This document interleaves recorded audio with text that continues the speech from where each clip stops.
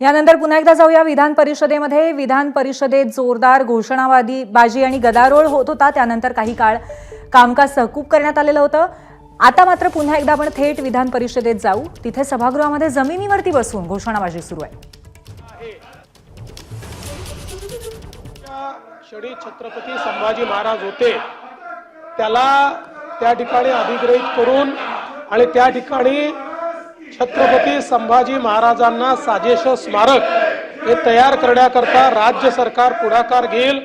छत्रपती संभाजी महाराज हे शौर्याचं प्रतीक आहे। छत्रपती संभाजी महाराज हे धर्मवीर आहेत, ते स्वराज्य रक्षक आहेत आणि छत्रपती संभाजी महाराज हे असं व्यक्तिमत्व आहे ज्यांच्याबद्दल असं म्हटलेलं आहे, देश धर्म पर मिटने वाला शेर शिवा का छावा था, महापराक्रमी परम प्रतापी एक ही शंभू राजा था।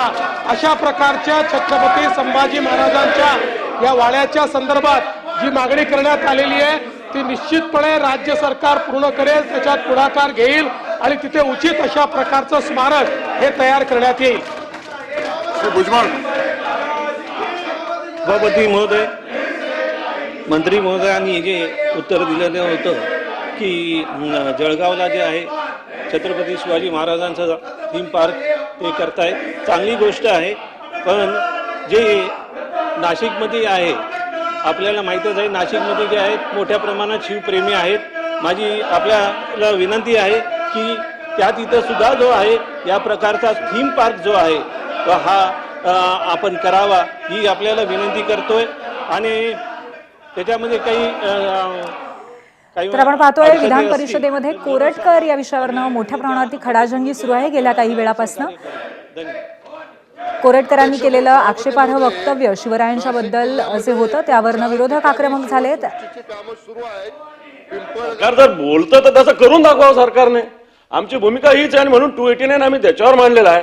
अबू आझमीचा तर निषेध केलाच पाहिजे। औरंगजेब कोण होता? औरंगजेब कोण होता त्याच्याविषयी जर अबू आझमी बोलत असेल तर त्याच्यावर कारवाई झाली पाहिजे। अबू आझमीवर कारवाई झाली पाहिजे। अबू आझमीला जेलमध्ये का टाकलं नाही? गृहमंत्री बसलेले तो समोर आता उचलून टाकायला पाहिजे त्याला जेलमध्ये, आपल्या इथल्या लॉकअपमध्ये। माननीय मुख्यमंत्री, सभापती महोदय जेलमध्ये टाकीन, 100% टाकू। आणि तुम्ही थोडी नीट माहिती घेतली असती तर या कोरटकरनी कोल्हापूरच्या कोर्टातनं स्थगिती घेतलेली आहे स्वतःला अरेस्ट करण्यावर, त्याच्यावरती जायला सांगितलंय मी।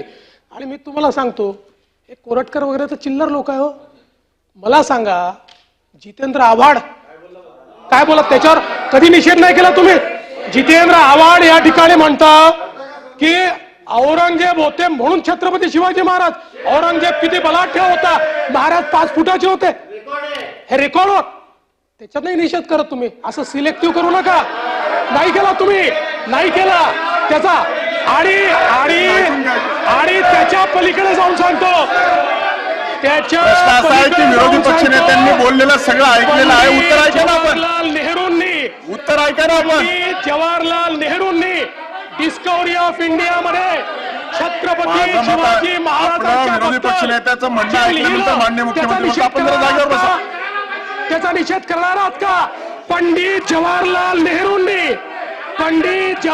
नेहरूंनी छत्रपती शिवाजी महाराजांच्या बद्दल जे डिस्कवरी ऑफ इंडिया मध्ये लिहिलं त्याचा निषेध करणार आहात का? आहे हिम्मत?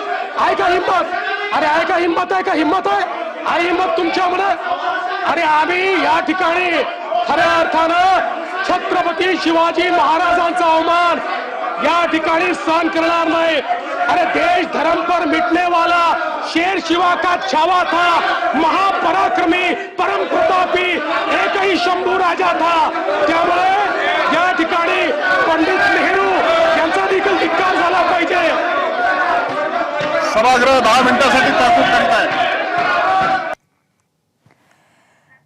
तर विधान परिषदेमध्ये अशा पद्धतीने शिवाजी महाराजांबद्दल आक्षेपार्ह वक्तव्य करण्याच्या मुद्द्यावरनं कोरटकरच्या बाबतीमध्ये विरोधक आक्रमक झाले। पण त्यावरती प्रत्युत्तर देताना मुख्यमंत्रीही आक्रमक होताना पाहायला मिळाले। आणि नंतर झालेल्या गदारोळानंतर खडाजंगीनंतर काही काळासाठी विधान परिषदेचं कामकाज तहकूब करण्यात आलं होतं। नंतर ते पुन्हा सुरळीत सुरू झालंय।